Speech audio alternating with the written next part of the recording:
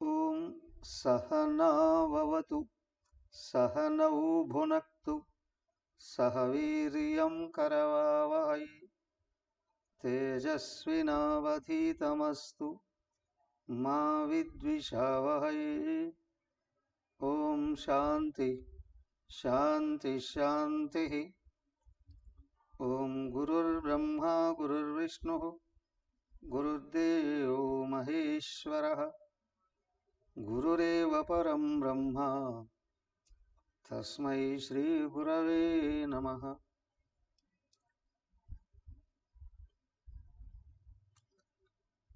ఓం పార్థాయ ప్రతిబోధితాం భగవతా నారాయణేన స్వయం వ్యాసేన గ్రథితాం పురాణమునినా మధ్యే మహాభారతం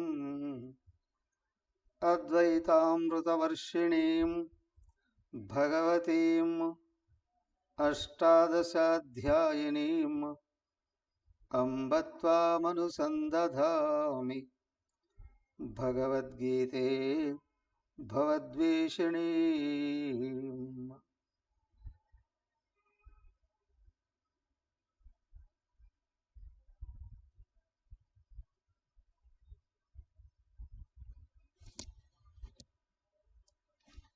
హరి ఓం. శ్రీమద్ భగవద్గీత 6వ అధ్యాయం ధ్యానయోగం. 10 శ్లోకాలు పూర్తి చేశాం. విన్నారా అందరూ? మెహర్లక్ష్మి గారు, మీకు లైట్ వెనక పక్క ఉంది, మీ ముఖం చీకటిగా కనిపిస్తుంది. లైట్కి ఎదురుగా కూర్చోండి. లైట్కి ఎదురుగా కూర్చుంటే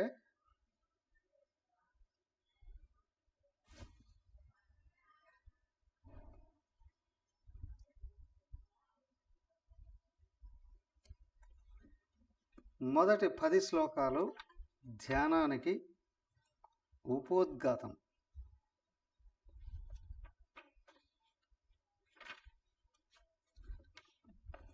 ధ్యానం చెయ్యాలి అని అనుకుంటే వ్యక్తి తనను తనే ఎలా రెడీ చేసుకోవాలి?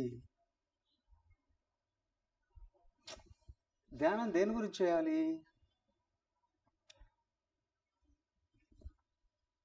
తెలిసిన వాళ్ళు అన్మ్యూట్ చేసుకొని చెప్పండి చూద్దాం. ధ్యానం దేని గురించి చేస్తాం?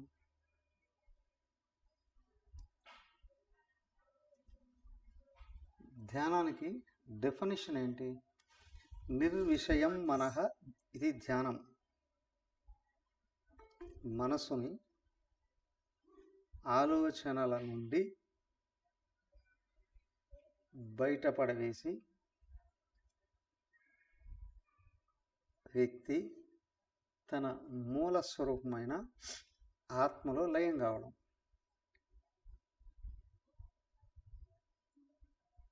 అర్థమైందా? మనః నిర్విషయం. మనసు ఎప్పుడు ఏదో దాని గురించి ఆలోచన చేస్తారు. ఒక విషయాన్ని పట్టుకొని దాని గురించి ఆలోచిస్తూ ఉంటుంది. చిన్నపిల్లలు చూడండి, ఎప్పుడు ఏదో ఒకటి కనిపించింది తీసి నోట్లో పెట్టేసుకుంటారు. వాడి నోట్లోంచి అది తీయాలి ఫస్ట్. బాగా ఎండిపోయిన ఎముక ఏదైనా దొరికితే కుక్క దాన్నే నవ్వులుతూ ఉంటుంది. మనల్ని చేయరాదు కానీ నవ్వులుతూనే ఉంటుంది.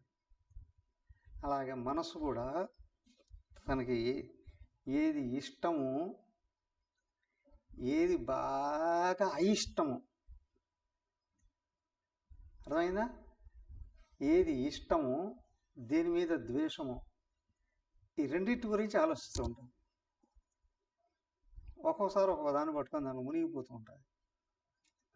అదిగా ఒక్క నోట్లో నుండి ఎముక తీసేసినట్లే మనసు నుండి ప్రపంచాన్ని తీసేయాలి. ఎలా? దైవం వైపు మళ్ళిస్తే ప్రపంచం మనసు నుండి బయటపడుతుంది. అర్థమైందా? మరి దైవం వైపు ఎప్పుడు వెళుతుంది? దేవుడు కావాలి అనుకున్నప్పుడు వెళుతుంది. ప్రారంభంలో దేవుడి దగ్గర ఉన్నాటి కావాలి అని అనుకుంటుంది. గౌణభక్తి ఏం కావాలండి?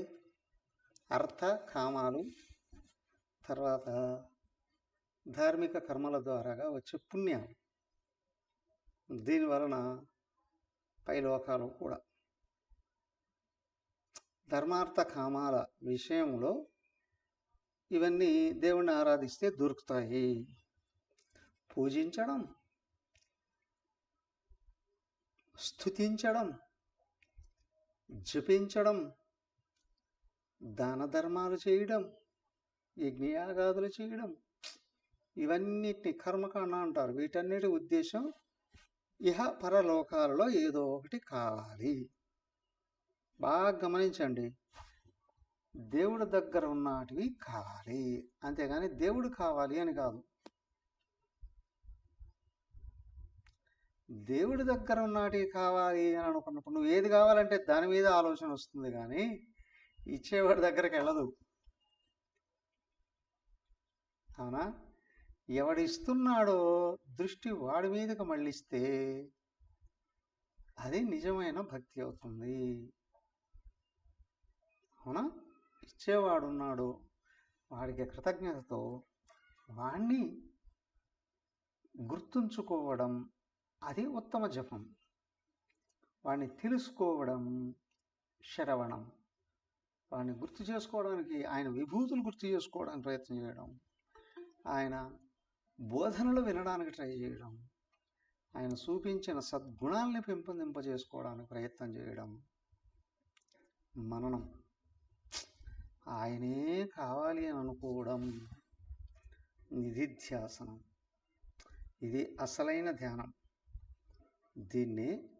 ఇది కూడా కోరికే, కానీ మోక్షకాంక్ష అంటారు. అంటే ఇలాగా గుర్తుంచుకోవడం ద్వారాగా మనసు ఇంతవరకు ఏ విషయాలలో ఒత్తిడికి లోనవుతుందో, బాధలు ఉందో, దుఃఖాలకు లోనవుతుందో, వాటి నుండి క్రమంగా బయటపడిపోయి పూర్ణ సుఖం వైపు నిరంతరం కదులుతుంది. ఏమండి, దీనివల్ల ఏం జరుగుతుంది? శక్తి పెరుగుతుంది, జ్ఞానం పెరుగుతుంది, ఆత్మవిశ్వాసం పెరుగుతుంది, వ్యవహారాల్లో దక్షత, సమర్థత పెరుగుతుంది. అన్నిటికంటే ముఖ్యమైంది, ప్రపంచంలో ఎంతసేపు వ్యవహరించినా అలా బయటకు వస్తేనే ఆ విషయాలన్నీ ఒక్కసారి బయటికి తోసివేసి శక్తి వస్తుంది. అవునా? దీన్నే మొదటి శ్లోకంలో అనాశ్రిత కర్మఫలం కార్యం కర్మ కరోతి యః. కార్యం కర్మ, నువ్వు చేయవలసిన పనిని చేస్తూనే తర్వాత ఫలం ఏమొస్తుందా అని ఆలోచించకుండా దైవాన్ని గురించి కానీ ఆలోచన చేస్తే, శ్రవణ మనన నిధిధ్యాసల ద్వారాగా దైవ అన్వేషణ కానీ చేయగలిగేటట్లయితే అయ్యా అది యోగం. అది సిద్ధించినప్పుడు సన్యాసం. అర్థమైనా? యోగం మనసును నిలబెట్టుకోవడానికి, ప్రపంచం నుండి బయటకు తీసుకోవడానికి చేసే కృషి. సన్యాసం నేను ఆత్మ అనుకుంటూ మనసులో ఉన్నట్టు తోసివేసేయడానికి గుర్తు చేసుకోవడం. అప్పుడు శక్తి తగ్గదు, జ్ఞానం తగ్గదు, సమర్థత తగ్గదు, కానీ ఇవన్నీ కూడా పక్కన పెట్టి హాయిగా నిరంతరం సుఖంగా ఉండే స్థితి వస్తుంది. అర్థమైనా? నాకేంటి లాభం? అదే చెప్తున్నాను. కర్మఫలం త్యక్త్వా అంటే ఫలాలన్నీ వదిలేస్తున్నావా లేదా అనేది కాదు. ఇక నీకు తెలుసు, దేహం ప్రారంధాన్ని భుజిస్తుంది, తను ఇప్పుడు చేసేటివి నాకు అవసరం లేదు కాబట్టి సమాజానికి వదిలేస్తాడు, లేదా దైవానికి వదిలేస్తాడు, గురువు గారికి వదిలేస్తాడు.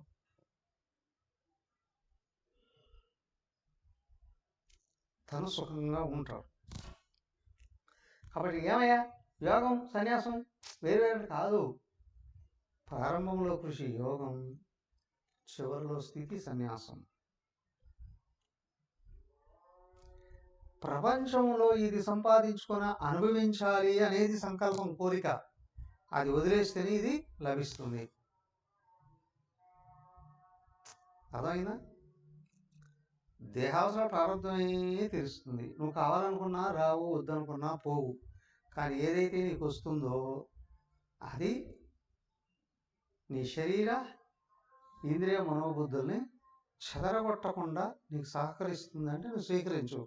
ప్రారంభంలో ఉన్నప్పటికీ కూడా నీకు అనుకూలం కాదనుకుంటే పక్కన పెట్టి.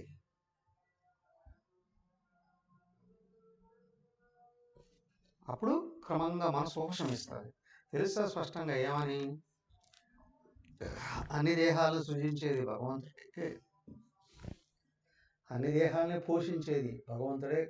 పిపీలు కాదు బ్రహ్మపర్యంతం ఒకటే కాదు, సర్వజీవరాశుల్ని పోషించేది ఆయనే. కానీ దైవాన్ని గుర్తుపెట్టుకోవడం వలన, దైవాన్ని గుర్తుపెట్టుకుంటూ ఉంటే కేవలం రూపం ముందు కూర్చోవడము లేదా కళ్ళు మూసుకొని కూర్చోవడమా కాదు.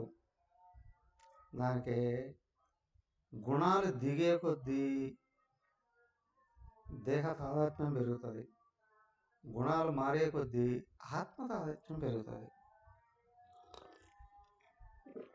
ఒక్కటే, నువ్వు దేహ తాదాత్మ్యం పెరిగే కొద్దీ ప్రపంచం అంతా చెడుగా కనిపిస్తుంది, నీకు నువ్వు ఒక్కడే గొప్పవాడిగా అనిపిస్తావు. నీకు ఉత్తమ గుణాలు పెరిగే కొద్దీ దేహ తాదాత్మ్యం పోతుంది, ఆత్మ తాదాత్మ్యం వస్తుంది. ప్రపంచంలో స్థావరం జంగమం వ్యాప్తం యత్కించతు సచరాచరం తత్పదం. ఇక్కడ జడ వస్తువులు అంటే సర్వనామరూపాలు, అందులో ఉన్నటువంటిది ఆయనే గుర్తొస్తుంది. తస్మై శ్రీ గురవై నమః. ఇది ఇచ్చినవాడు గురువు, ఆయన కృతజ్ఞ. సో వస్తువులు తాత్కాలికమైనవే, కానీ ఆయన నుండే వచ్చి ఆయనలో కలిసిపోతాయి. కానీ వస్తువులలో ఉన్నది సత్ చిత్ ఆనందమే. సత్తే వస్తువులుగా వ్యక్తం అవుతుంది, మళ్ళీ వితడైపోతుంటుంది. చిత్తే జీవులుగా ప్రవేశిస్తుంది. అవునా? అది వెనక్కి వస్తే నామరూపాలు వితడైపోతాయి. ఇది గుర్తించే కొద్దీ ఆనందం పెరుగుతుంది. సో కాబట్టి గుర్తించుకోవాల్సింది ఏంటంటే, నా గుణం పైకి వెళ్ళే కొద్దీ ఏకత్వాన్ని దర్శిస్తా, నా గుణం పతనమయ్యే కొద్దీ అనేకత్వం వేధిస్తుంది. వేధించడానికి నువ్వు కూడా కృషి చేస్తావు. 15వ అధ్యాయంలో 2వ శ్లోకం అద్భుతంగా వర్ణించాడు ఇదే విషయాన్ని. అథశ్చ ఊర్ధ్వం ప్రసృతస్తస్య శాఖా. కింద పైన ఉన్నది అంతా ఆయనే. అయినా గుణ ప్రవృద్ధ విషయ ప్రవాళ. నీ లోపల గుణాలు మారే కొద్దీ నీకు సాత్విగుణం వచ్చే కొద్దీ ఏకత్వం కనిపిస్తుంది, తమోగుణం వచ్చే కొద్దీ దుష్టత్వం కనిపిస్తుంది, రజోగుణంలో ఉంటే స్వార్థమే కనిపిస్తుంది కదా. విజ్ఞాని, మోక్షకాంక్షుడు, దేవుడు కావాలి అనుకున్నవాడు అందరిలో ఆయనను వెతకడానికి ప్రయత్నం చేస్తాడు. అందరిలో నుండి వ్యక్తమయ్యే గుణాలను చూడడు. గుణాలే బ్రహ్మాండం. తమో గుణమే నామరూపాలు, రజోగుణమే అన్ని రూపాలు లోపల కోరికలు, సత్వగుణమే జ్ఞానం. జ్ఞానాన్ని పట్టుకుని మోక్షం కావాలి అనుకున్నాడు, ఆయన కావాలి అనుకున్నాడు అనుకున్నాడు సత్వాన్ని పెంచుకుంటేనే ఆయన గోచరిస్తాడు. సో కదా, నువ్వు భగవంతుడిని లక్ష్యంగా చేసుకుని సత్వగుణాన్ని పెంచుకుంటే యోగారూఢ స్థితి, నీ మనసును నువ్వు జయించే స్థితి వస్తా. దీన్ని ఒత్తి 2 శ్లోకాల్లో చెప్పాడు ఆయన. మళ్ళీ ఇదిగో ఇది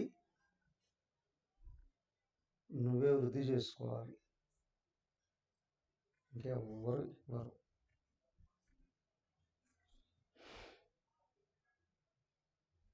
ఇంకెవరు సహకరించరా అండి? సహకరిస్తారు. శాస్త్రం సహకరిస్తుంది, అది బోధించే గురువు సహకరిస్తాడు, నువ్వు చేసే ఆరాధనలు నీకు సహకరిస్తారు, దేవతల ఆశీర్వాదాలు ఉంటాయి. కానీ విచిత్రం ఏంటి అంటే, నీకు శ్రద్ధ పెరిగే కొద్దీ ఇవన్నీ సహకరిస్తాయి. శాస్త్రం, గురువు, సర్వదేవతలు కూడా, ఈశ్వరుడు. కానీ నీ శ్రద్ధ తగ్గే కొద్దీ మాయ విజృంభిస్తుంది. బాగా చూడండి, మాయ అంటే తమోగుణం, రజోగుణం. ఇక్కడ మాయ శుద్ధ సాత్వికి మాయ సత్వగుణం. కానీ అది నువ్వు ఈశ్వరుని ఆశ్రయించి ఉన్నప్పుడు, శ్రద్ధ పెంచుకుంటూ ఉన్నప్పుడు మాయ సహకరిస్తుంది, సాత్వికి.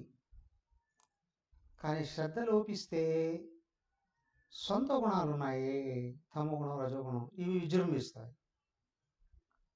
అప్పుడు అదే అన్నాడు ఆయన 7వ అధ్యాయం, మమ మాయా దురత్యయ. ద్రౌపదీదేవి విమర్శించింది ధర్మరాజుని, నువ్వు నిరంతరం ధర్మం ధర్మం ధర్మం, పూజలు, యజ్ఞాలు, యాగాలు, గురువులు, శాస్త్రాలు అని అంటున్నావు, దీనివల్ల ఏం లాభం అని. నేను లాభం ఆలోచించలేదు, భగవంతుడు చెప్పాడు అట్లాగే నడుచుకుంటున్నాను అన్నాడు ఆయన. అంతే, అన్నీ అనుకూలించే.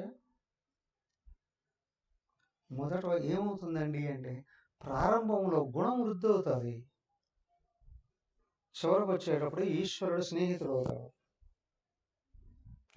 సర్వస్య చాహం హృది సన్నివిష్ట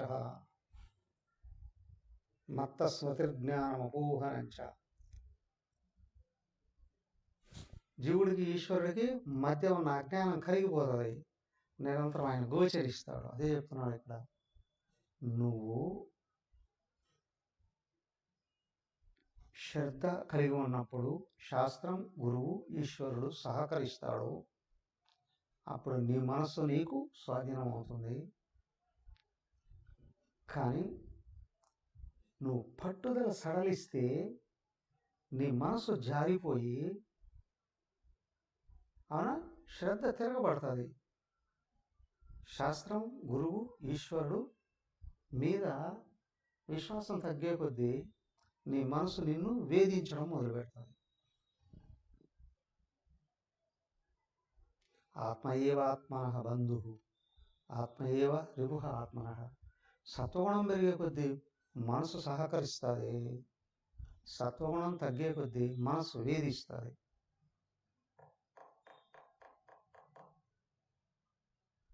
మళ్ళీ చెప్తున్నాడు, బంధురాత్మాత్మనస్తేనైవ ఆత్మ ఆత్మ జిత ఏవ. ఇదిగో నీ లోపల గుణాన్ని జారనేకుండా పట్టుకున్నావో, ప్రపంచంలో ఎన్ని ఆటంకాలు వచ్చినా ఈశ్వరుడు నిన్ను పైకి లేపుతాడు.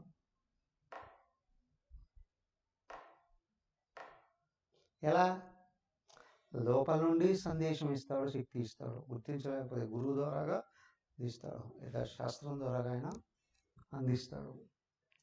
కానీ నీ మనసులో నెగిటివ్ పెరిగిందో, సత్వగుణం జారిపోయిందో, మనస్సే అనాత్మనః స్వాధీనం లేకుండా పోయి శత్రువత వర్తీత. ఈ మనస్సే శత్రువులాగా లోపల నుంచి నిరంతరం వేధిస్తుంది. చాలా సూక్ష్మంగా గుర్తించాలి. జీవుడు ఎప్పుడు ఆత్మయే. సత్వగుణం పెరిగే కొద్దీ మనసు అజ్ఞానం కరిగిపోయి ఆలోచనలు స్వాధీనం అవుతాయి. నేను ఆత్మను గుర్తించబడతాడు. అల్పగుణాలు పెరిగే కొద్దీ లోపల ఈ జీవుడికి ఈశ్వరుడికి మధ్య అజ్ఞానం పెరిగిపోతుంది. అప్పుడు దేహం నేననే భావన వస్తుంది. ఇప్పుడు ఏమనిపిస్తుంది? నెగిటివ్ పైకి లేస్తుంది.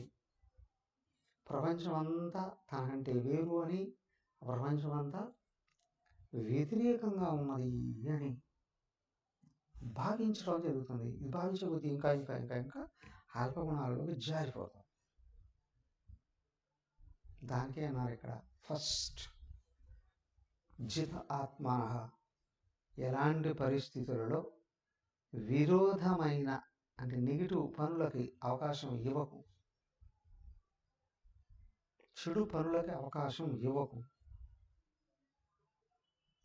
ప్రశాంతస్య, మనస్సు శాంతిస్తుంది. జితాత్మన ప్రశాంతస్య. ఈ పైదాన్ని తీసుకుంటే నీ మనసును జయించు అని. మొదట శరీరం ద్వారాగా చెడు జరగనివ్వకుండా, నోటి ద్వారాగా దురుసు రానివ్వకుండా, మనసులోను చెడు ఆలోచనలు రానివ్వకుండా అన్ని సాత్వికంగానే నిలబెట్టుకున్నావో జితాత్మన, మనసు జయించబడుతుంది. ప్రశాంతంగా ఉంటావు. స్పష్టంగా కనిపిస్తుంది. ప్రపంచం అంతా ఎవడు గుణాలను బట్టి వాడు వ్యవహరిస్తున్నాడు. అంతే విచిత్రం.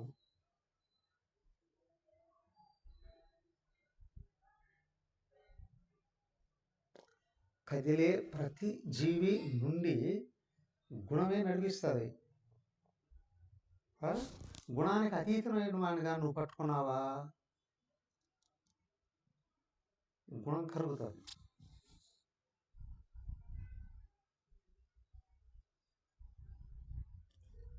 జితాత్మ ప్రశాంతస్య. సత్వగుణం పెరిగే కొద్దీ దాని లక్షణం ప్రశాంతత.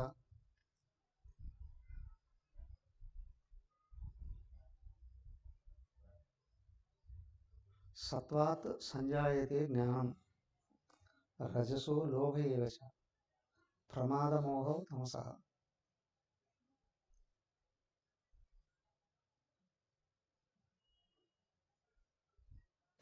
సత్వం వలన సుఖం, రజస్సు వలన దుఃఖం, తమస్సు వలన ప్రమాదం.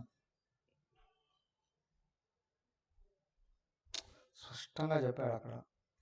జితాత్మాన, శరీర మనసు బుద్ధి రెండు అన్నీ ఒకటే ఇక్కడ. సో అవి జయించబడితే ప్రశాంతత కలుగుతుంది. ప్రశాంతత కలుగుతుంది అంటే అందరిలో ఉన్న దేవుడు కనిపిస్తూ ఉంటాడు నిరంతరం. ఇదంతా ఈశ్వరుడు లీలే.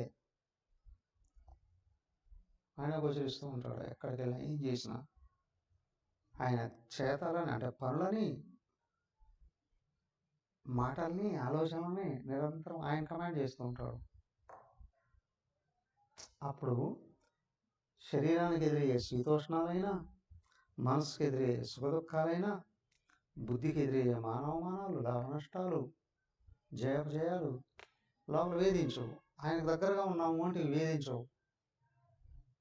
ఆయన మర్చిపోయాము అంటే ఇవన్నీ వేధిస్తాయి. ఆ వేధించి చేయకున్నటన్నీ మళ్ళీ చేయిస్తాయి.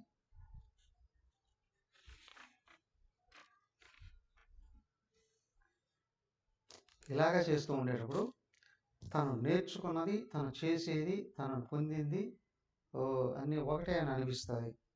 అదే జ్ఞాన విజ్ఞాన తృప్తాత్మ.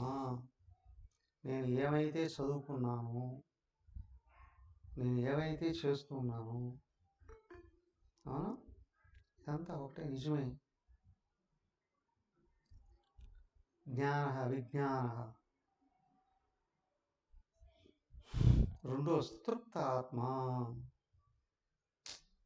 అసలు ప్రయోజనం ఏంటి? నేను దేహానికి అన్యంగా ఉన్నాననే విషయం బయటకు వస్తుంది. నేను దేహం కాదు, అందులో ఉన్న ఆత్మను. ఈ దేహం ఇది ఆడే ఆటలన్నీ ఒక సినిమా లాంటిది, ఒక కళ లాంటిది. నెగిటివ్ పట్టుకుంటే నిజం మర్చిపోతాం, దైవాన్ని పట్టుకుంటే పాజిటివ్ నిలబడుతుంది.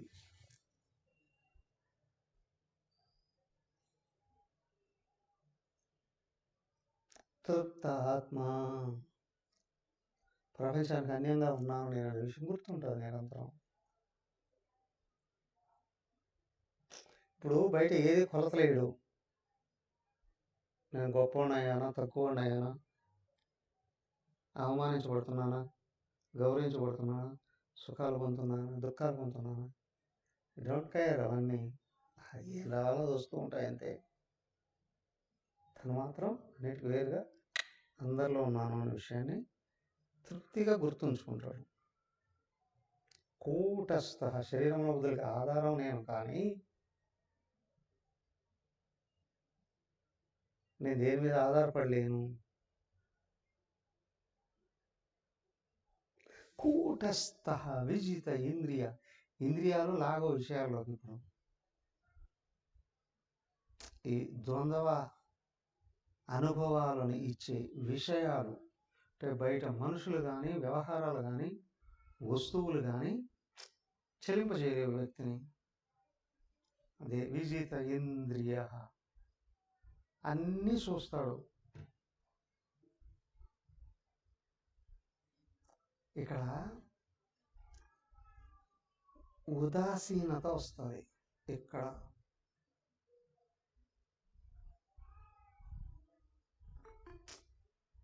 జరుగుతూ ఉన్న ప్రపంచంలో అన్ని విషయాల్లో సాక్షిగా చూస్తాడు.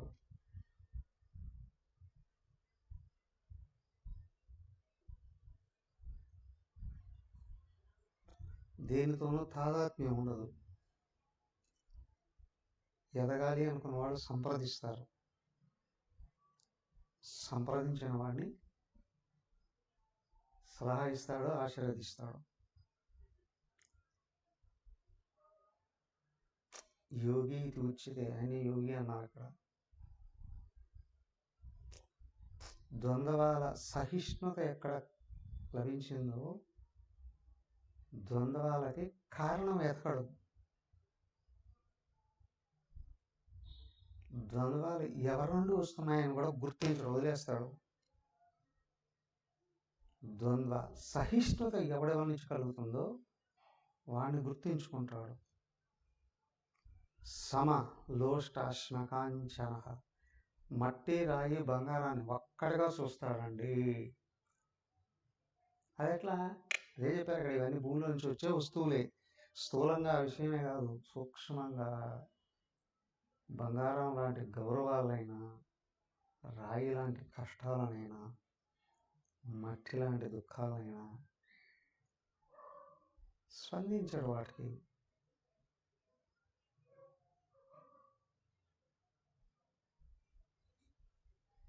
తనలో తను ఉంటాడు. ఇదంతా అజ్ఞానం నుండి వచ్చింది, గుణాల నుండి ఏర్పడింది, నిరంతరం మార్పులు చెందేది. దీంట్లో ఏది ఎక్కడ స్థిరంగా ఉండదు.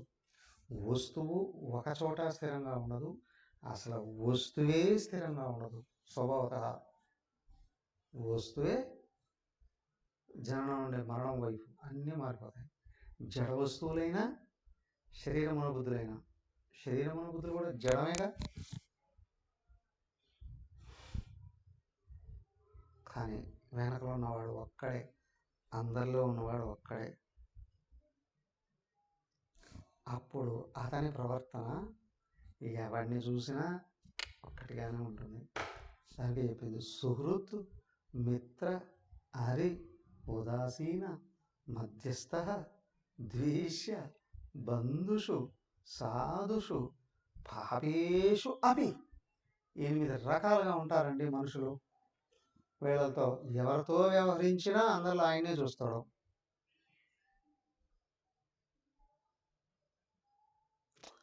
అందరి యందు ఈయన సమంగా వ్యవహరిస్తాడు.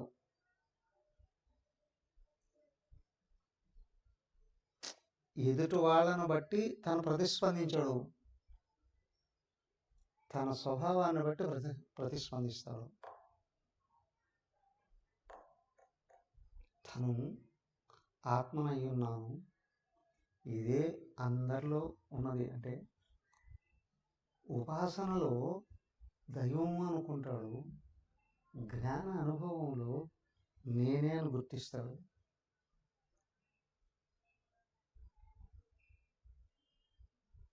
అంతటా దానికి తన కాలును చూసిన, చేతిని చూసిన, కళ్ళను చూసినా చెవులు చూసినా తనకు ఆకర్షణ కలగదు, వికర్షణ కలగదు.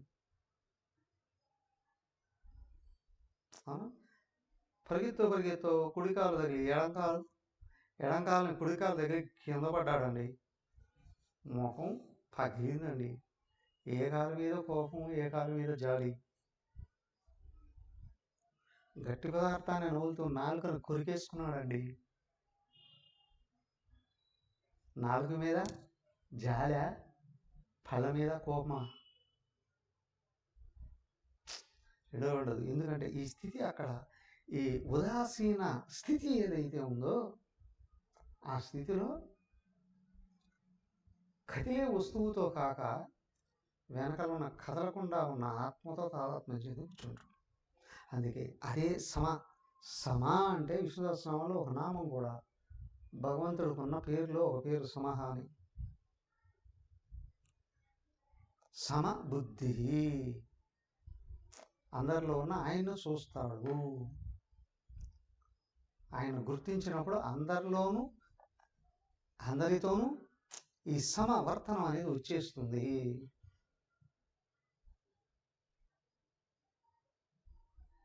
చాలా గొప్పది. ఎందుకంటే శ్రవణ మనన నిధిధ్యాసలు ఏవైతే ఉన్నాయో నిరంతరం ఉత్తమత్వాన్ని చూపిస్తాయి, ప్రవర్తనలు సరిదిద్దుతాయి, తనలో తను నిలబడేటట్టు చేస్తాయి. ఈ శ్రవణ మనన నిధిధ్యాసం లేదు అని అనుకోండి, అందరూ ఎవరి స్వభావం ప్రకారం వాళ్ళు వ్యవహరిస్తారు. దానికే అయింది పుట్టలోని చదువులు పుట్టదా పెట్టదా అని. అవేమని యోగి ఎలా అన్నాడో అంతే వాడి ప్రవర్తన కూడా అట్లా వస్తూ ఉంటుంది, పోతూ ఉంటుంది. పునరభిజననం, పునరభిమానం, పునరభిజననం, ఎర్రవేసేయడం. వ్యక్తుల్లో మార్పు రాదు. కోట్లు సంపాదించిన, పెద్ద పెద్ద పదవుల్ని వెలకబెట్టిన మార్పు రాదు. మార్పు ఎప్పుడు వస్తుంది? ఇదిగో వేదాంత శ్రవణం చేసి దాన్ని మననం చేసుకుంటూ, మననం అంటే మళ్ళీ మళ్ళీ గుర్తు చేసుకుంటూ వ్యవహరించడమే, తను సర్దిద్దుకోవడం, ఇదే మననం. అప్పుడు మనసు ఉపశమించి తత్వంలో నిలబడుతుంది.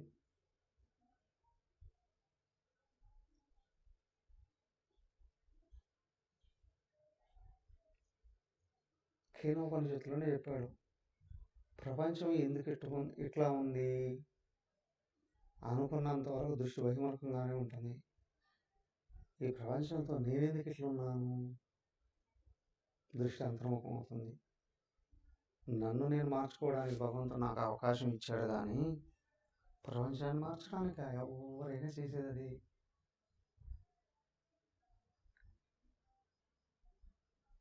అమ్మగారు అనేవారు శివపరికి వచ్చేవాడు, నేను యజ్ఞాలు చేయడానికి మానేస్తాను, ఆశ్రమాలు చూసుకుంటాను. అమ్మా మేమైపోతాము, ఏమయ్యారు ఇప్పుడు చెప్పండి అనేవారు.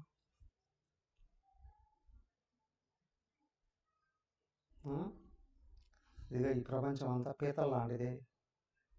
ఎవడు ఎవరిని ఎదగనివ్వడు, ఎదిగేవాడిని మిగతా వాళ్ళు పెట్టుకొని లాగేస్తూ ఉంటారు.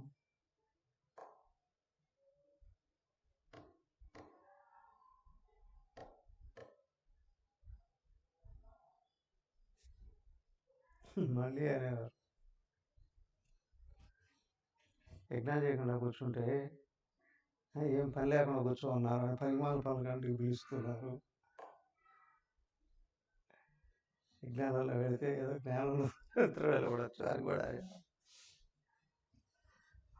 కానీ రెండిట్లో కూడా ఏంటంటే ప్రచారం జరుగుతూ ఉన్నా ఎదుగుతూ సలహాలు అడిగిన వాడికే సలహాతో పాటు ఆశీర్వాదం కూడా గురువు తన సంకల్ప శక్తిని కూడా వహనం చేస్తాడు. అడిగి తెలుసుకుని అవునా నమ్మకంతో ఆచరిస్తూ ఉంటే, ఇక్కడ చెప్పాడు కదా తత్వబోధలోనే, గురువు తన తపశక్తిని కూడా వాళ్ళ మీద ప్రయోగిస్తాడు.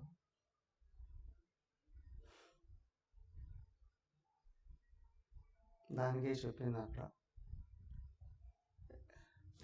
బృహదారణ్యక ఉపనిషత్తులో, సజీవుడైన గురువు అనుగ్రహం లేనిదే ముందుకెళ్ళలేవు. అది ఎప్పుడు జరుగుతుంది? దాన్నే మరణ నిధ్యాసన అన్నారు. చెప్పింది విని నిరంతరం గుర్తు చేసుకుంటూ అందరిలో నా ఆత్మను చూడడానికి కృషి చేస్తూ శ్రద్ధ పెంచుకునేటప్పుడు తెలుస్తుంది గురు రూపంగా ఉన్నది, శాస్త్రంగా ఉన్నది, ఈశ్వరుడే వేరు కాదు అని. అప్పుడు ఆ లోపల ఆశీర్వాదం కూడా పనిచేస్తుంది, లేకపోతే పనిచేయదు. ఓకే, అయిపోయింది. అవునా? అంటే ఈ 8 రకాల వ్యక్తుల్ని కూడా లోపల ఆత్మను చూస్తాడు కానీ బయట ఉన్న వ్యక్తులను చూడండి. అవునా? ఎవరైనది చెప్పేసుకున్నాం కదా అప్పుడే. సుహృతు, మంచి హృదయం కలిగిన వాడు, అడగకుండానే సహాయం చేసేవాడు. మిత్రుడు, స్నేహితుడికి హెల్ప్ చేసేవాడు. హరి, శత్రువు, పని కట్టుకుని కష్టాలు కలిగించేవాడు. ఉదాసీన, ప్రపంచంలో ఏది పట్టించుకోనివాడు. ద్వేష్య, నిరంతరం ఇతరులని ద్వేషించేవాడు. బంధుషు, ఓ దేహ సంబంధాలు, కుల సంబంధాలు, మత సంబంధాలు ప్రియవాడు. సాధుషు, కష్టం ఎదురైనా మంచి చేసేవాడు. పాపీషు, మంచి ఎదురైనా చెడే చేసేవాడు. వీళ్ళందరినీ కూడా సమంగానే చూసి దాటేసుకుని వెళ్ళిపోతాడు. అలాంటి వ్యక్తి ధ్యానం చేయాలి అని కోరిక కలుగుతుంది. అప్పుడు ఏకాంత స్థానంలో కూర్చొని ఆయన ధ్యానం ఇట్లాగా చేసుకుంటాడండి. ఏకాకి, ఒంటరిగా. అయితే ఇక్కడ ఏంటంటే ఒంటరిగా కూర్చోవడమే కాదు, ఒక్కడైన దేవుణ్ణి లక్ష్యంగా పెట్టుకుని యతచిత్త ఆత్మ, శరీర ఇంద్రియ మనోబుద్ధుల్ని నిగ్రహించుకుని ఆశీ, నేను చేసే ధ్యానం వల్ల ఏమొస్తుందా అని కాదు. ఏమొస్తుందా చూస్తే ప్రపంచంలో మాయలో ఏదో ఒకటి వస్తుందేమో, కానీ ఉన్నది పోవాలి అని అనుకున్నప్పుడు ఏది ఆ లోపల కదులుతుంది, ఆలోచన మూలమైన అజ్ఞానం పోగొట్టుకోవడానికి కృషి చేసేవాడు ఆత్మగా మిగులుతాడు. అపరిగ్రహ, ఎన్ని చేసినా ఎన్ని వ్యవహారాలు చేసినా తనగా నిలబడిపోతాడు. ఈ ప్రపంచం ఇంతే అని తెలుస్తుంది. దేనితోనూ ఎవరితోనూ తాదాత్మ్యం చెందడు. ఎవరి కర్మ కూడా ఆశీర్వదిస్తాడు, పోతాడు అంతే. తను లోపల ఏ తాదాత్మ్యం రానియకుండా ధ్యానం అంటే కొద్దిసేపు కూర్చొని బిగించుకొని చేసేది కాదు, ప్రాక్టీస్. లోపల స్థిరపడే కొద్దీ సర్వకాల సర్వావస్థల్లో లోపల చూసుకుంటాడు. నేను ఎక్కడ తాదాత్మ్యం చెందట్లేదు కదా. కళ్ళు మూసుకొని అలా కూర్చుంటే చెడు కోసం వేదన కలగకూడదు. మంచి విషయం ఇష్టం ఎందు అయిష్టం ఎందు కూడా ఆరాటం కలగనివ్వకుండా చూసుకుంటాడు. స్వతహాగా తనకు తనగా నిలబడుతూ వస్తాడు. ఇది ప్రిపేర్ అవుతాడు. ఇప్పుడు ఒక శ్లోకం చదివేసి వదిలేద్దాం. శుచౌ దేశే ప్రతిష్టాప్య స్థిరమాసనమాత్మనః నాత్యుచ్ఛ్రితం నాతి నీచం శైలాజిన కుశోత్తరం. అయితే ఇప్పటివరకు చెప్పుకున్నది ఈ శరీరేంద్రియ మనోబుద్ధులు నిలకడ కుదిరి దైవం మీద స్థిరత్వం ఏర్పడి ఎక్కడున్నా తనలో నిలబడే స్థితి వచ్చినటువంటి వాడి కొరకు కాదు, అది కావాలి అనుకున్నవాడి కొరకు. ధ్యానం ప్రారంభ స్థితిలో ఉండేటప్పుడు ప్రతిరోజు ఇది ప్రాక్టీస్ చేయండి. ఖచ్చితంగా 5 నిమిషాలైనా 10 నిమిషాలైనా చాలు. శుచోదేశే, శుభ్రమైన ప్రదేశం. అర్థమైందా? 1 శుభ్రం, 2 పవిత్రం. నేను మా పూజ గదిలో కూర్చుంటానండి. ఆయన ఎవరో ఎక్కడో యజ్ఞానికి వెళ్తే ఒకసారి ఏమయ్య అక్కడ స్వామికి రూమ్ ఉంటే చూడండి అంటే, మా పూజ గది చాలా బాగుంటుంది, పెద్దగా ఉంటుందండి. తీసుకెళ్ళి మీరు చూస్తే ఈ పూజ గదిలో ఉండొచ్చండి, ఎక్కడ ఉండాలండి, పూజ గదిలో ఎక్కడ ఉంటారు లేదు, పెద్ద గదంతా పూజ పిలిచారు. కానీ దాంట్లో ఒక పక్క ఎల్లిపాయలు, ఒక పక్క ఉల్లిపాయలు, అవునా బస్తాలు బస్తాలు వేసి దాంట్లోన ఊరి దేవుడు చెట్టు కింద పడుకుంటారు కానీ దీంట్లో పడుకుంటే తెల్లారికి చచ్చిపోతారు బాబు.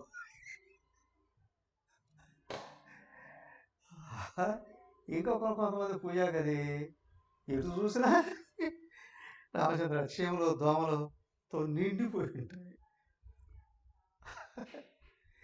ఆ తర్వాత ఏం చేసావు తెలుసా, ప్రారంభంలో ఇది ఎప్పుడో 30 ఏళ్ల క్రితం జరిగింది.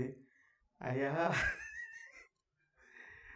మీ పెద్ద హాల్ ఏదైనా ఉంటే ఒక మూల 2 బెడ్షీట్లు కట్టేసేయండి అయ్యా, మంచంకు బల్లేసి 2 బెడ్షీట్లు కట్టండి, నాకు ఏకాంతంగా ధ్యానం చేసుకోవడానికి పడుకోవడానికి. అలా సో కాబట్టి శుశవు దేశే గాలి వెలుతురు బాగా ఉండి, అవునా, ఈ క్రిముల చేత కానీ, అక్కడ ఉన్న వాతావరణం చేత కానీ, చుట్టూ ఉన్న మనుషుల చేత కానీ ఆటంకం లేని ప్రదేశం. ఆత్మన ఆసనం స్థిర ప్రతిష్టాప్య. సరే, తన కొరకు తను చక్కటి ఆసనం వేసుకొని ఆత్మక ఆసనం వేసి ఎవరు అడిగారు. ఇప్పుడు కొన్ని సంఘాలలోనూ మా గురువుగారు వస్తారండి ఒక ఆసనం కుర్చీ వేసి పెడతారు. గురువుగారు వస్తారండి అంటే ఇక్కడ లేడనేగా, అవునా, నువ్వు బయటే కుర్చీ వేసి పెడుతున్నావు అంటే మా ఆయన లోపలికి వచ్చేది ఇప్పుడు, ఏమయ్యా నువ్వు వేసిన కుర్చీలో నీ గురువుగారు వచ్చి కూర్చున్నారా చూసావు ఎప్పుడన్నా, మరి లోపలికి ఎప్పుడు వస్తాడు ఆయన, ఏదో వస్తాడు, కొన్ని మతాలు అడుగుతారు మా దేవుడు మళ్ళీ వస్తాడు అని, సచినుడు ఎప్పుడు వస్తాడు ఏమో, అవునా, సచినుడు దేవుడు ఏంటి, ఆయన ఎప్పుడు వచ్చేది ఏంటి కదా. కాబట్టి ఇక్కడ ఆత్మకు కృషి చేద్దామని కాదు, తనకు తాను చక్కటి ఆసనం వేసుకొని కూర్చోవడం అని. నా అతి ఉచ్ఛ్రితం నా అతి నీచం, ఎక్కువ ఎత్తు ఉండకూడదు. ధ్యానంలో కూర్చుంటే మొట్టమొదటి వచ్చేది నిద్ర. అటు ఇటు తూలి పడ్డాడు రా అంటే కాలో చేయో ముఖము పగలకూడదు, మళ్ళీ జీవితంలో ధ్యానం చేయడం. నేల మీదనే లేదా పెద్ద బల ఏదైనా సరే ఒకవేళ నిద్ర వచ్చిన పడిపోకుండా ఉండేటట్లుగా, ఎక్కువ ఎత్తు కాకుండా ఎక్కువ డౌన్ కాకుండా. కొన్ని గుంట్లోకి వెళ్ళి చేసుకుంటారండి, శివుని దోమలు చంపేస్తాయి. శైలాజన కుశోత్తరం ఇది ఒకప్పుడు ఎప్పుడో చెప్పింది కాబట్టి, ఏమయ్య ఆసనం ఎలా ఉండాలంటే శైల అజన కుశోత్తరం. జింక చర్మం, దర్భశాప, ఆ తర్వాత తెల్లటి వస్త్రం, ఇవన్నీ ఒకప్పుడు అరణ్యాలలో, భయంకరమైన అరణ్యాలలో నివసించేటువంటి వాళ్ళు ఇవి ఉంటే, అదేదో ఆ చర్మం వేసుకుంటే తేమ రాకుండా ఉంటుందండి. అది కూడా ఏంటి, కింద దర్భశాప అనేవాడు, తేమ తగలకుండా ఉంటుంది, దాని మీద చర్మం ఉంటుంది, కొంచెం మెత్తగా ఉండాలి. అవునా, మెత్తగా ఉన్న దాంట్లో ఉంటాయి ఇన్సెక్ట్స్ కుట్టకుండా ఉండడానికి ఇంకొక తెల్లటి వస్త్రం అండి. ఇవన్నీ అవసరం లేదు, ఒక పెద్ద బెడ్షీటు, ఒక 5-6 మడతలు వేసి, ఒక నంగుళాలు ఉండేట్లుగా, కాళ్ళు గుచ్చుకోకుండా ఉండేటట్లు బెడ్షీట్ వేసుకొచ్చుకున్నాం చాలు. సరే, ఇలాగా ప్రిపేర్ చేసుకున్న తర్వాత ఏం చేద్దాం, రేపు చూద్దాం. హరి ఓం. ఓం సర్వే భవంతు సుఖినః, సర్వే సంతు నిరామయాః, సర్వే భద్రాణి పశ్యంతు, మా కశ్చిద్ దుఃఖభాగ్ భవేత్. ఓం శాంతి శాంతి శాంతి. హరి ఓం. శ్రీ గురుభ్యో నమః.